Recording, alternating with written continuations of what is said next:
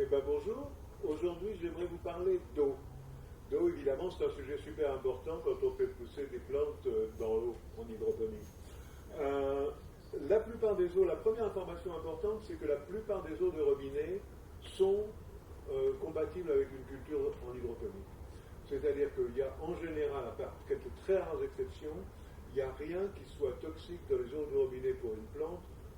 Il y a du chlore, on peut s'en débarrasser très facilement, il suffit de tirer l'eau dont on a besoin un peu à l'avance et de la laisser reposer. Au bout de 24 heures, il n'y a plus de chlore. Donc c'est assez facile. En dehors de ça, toute eau du robinet sont bonnes pour la culture. Et c'est important de le savoir parce que beaucoup d'entre vous, en tout cas un certain nombre d'entre vous, ont tendance à utiliser un osmoseur.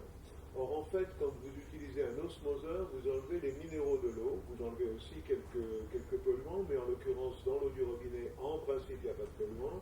Et si vous voulez, vous pouvez rajouter un petit filtre, genre filtre Newton, un petit filtre à charbon qui vous enlèvera des petits résidus s'il en reste.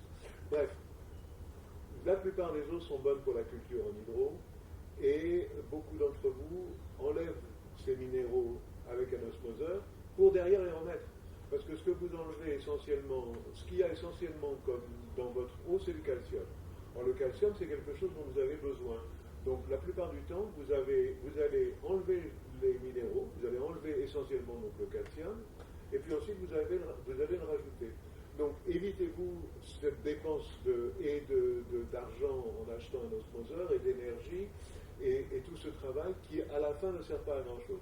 Par contre, si vous êtes sur un puits, si vous êtes sur un captage, si vous êtes sur toute autre situation qu'une eau de robinet, une eau de la ville, dans ces cas-là, évidemment, il faut vous renseigner, il faut faire des analyses et il faut savoir ce qu'il y a dans votre eau.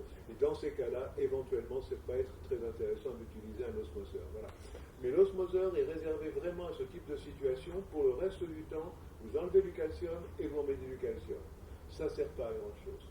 Voilà, c'est tout pour aujourd'hui. Je vous souhaite une bonne journée. Abonnez-vous à notre chaîne si vous voulez continuer à avoir des petits tuyaux comme ça. On en publiera pratiquement toutes les semaines.